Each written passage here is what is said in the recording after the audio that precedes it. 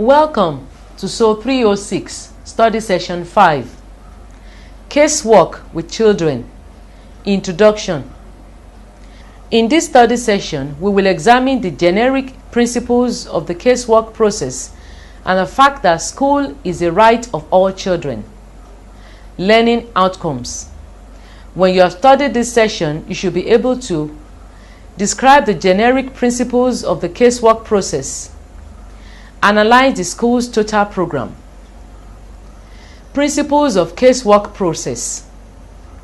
Some requirements for the school social worker are an abiding faith in human beings, a belief in themselves, in the client, and in their function.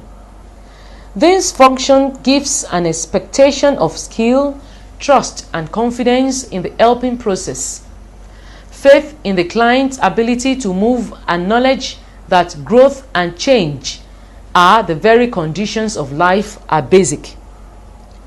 Social casework with a child in school has certain characteristics peculiar to the setting which must be understood and related to the generic principles of the social casework process. The school social worker, in addition to their professional education in social work, must also have an understanding of and orientation of the school's total program and to its policies, procedures, and problems.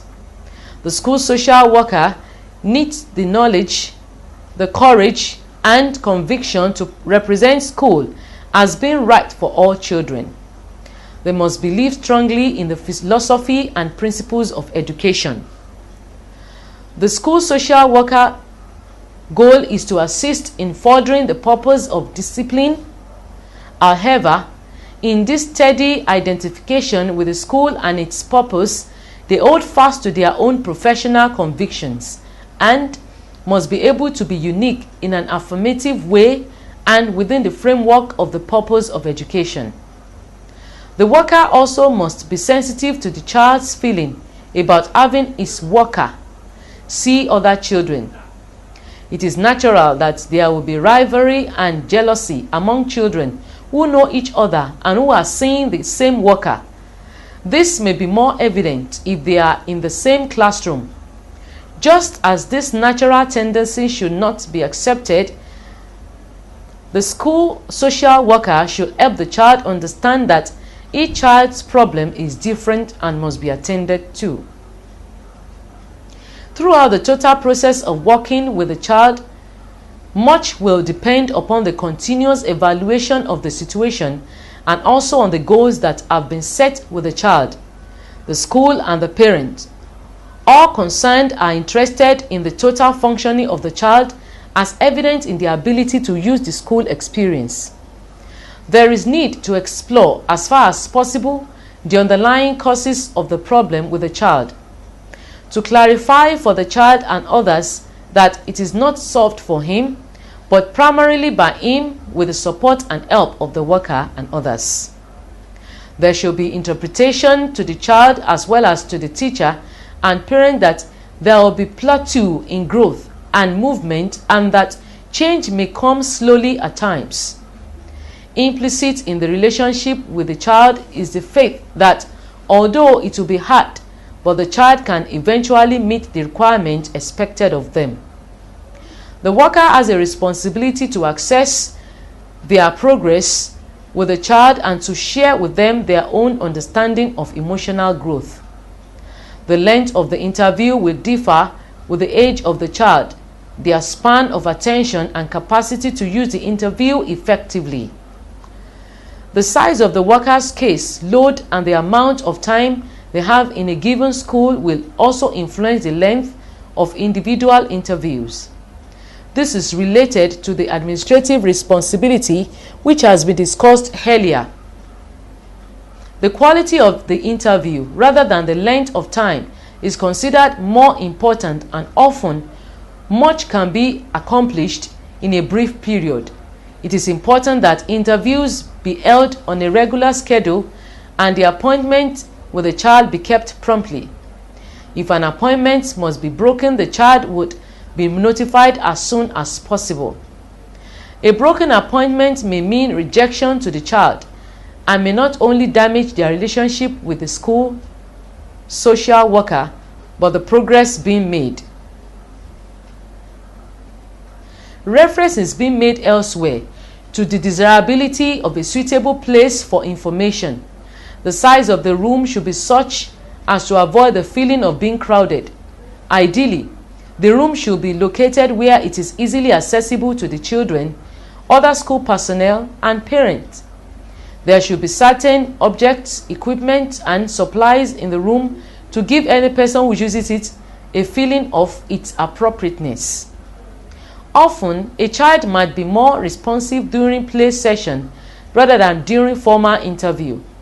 The worker should use various means to help the child express their feelings. Always keep in mind that it is often possible to learn more about a child's feeling from their use of simple art materials or during play activity with small dolls, toys, and other objects which symbolize real-life persons and situations than from what they are able and willing to verbalize. It is important that the child, the parent, and the other school personnel do not see this kind of activity as a playtime for the child, but understand that it is another technique which the worker uses in social casework, just as they use the interview. In this connection, the child must be helped to realize and accept the fact that certain behavior may be acceptable in the interview with the worker, but not in the classroom. This helps to clarify for the child the difference in their relationship to the school social worker and to the teacher, and can be valuable in setting limits and in helping the child to accept reasonable limits. It is important that the school social workers steadfastly maintain their role in the casework relationship and help the child to see this as different from the roles of their parent and teacher. It is expected that in the casework process, the school social worker will become aware of the child's need for and readiness to use other resources in the school or community if this is indicated. Due to their knowledge of community agencies, it seems appropriate for the school social worker to make the referral and to prepare the child if they are to be directly involved, as in referral to a child guidance clinic. The parents may also need to participate in preparing the child. In some cases of referral to community agencies, only the parent will be referred and the child's relationship with the school social worker continues.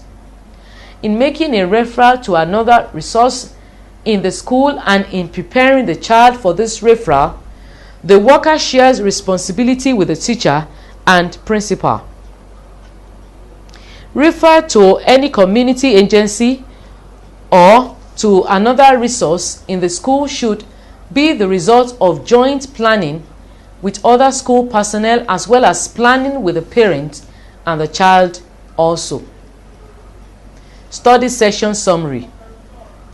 From this foregoing, you noted that the child would accept and try to make constructive use of the service offered to him by the school social worker. But this is not always the case. On rare occasions, a child or their parent will object and the child may decide not to use the service. This does not mean that the child is left to do nothing about their problem. The worker and other school personnel must respect the right of the child and the parent to choose, and must postpone service until the child can accept and use the service. We have come to the end of study session 5. Thanks for listening.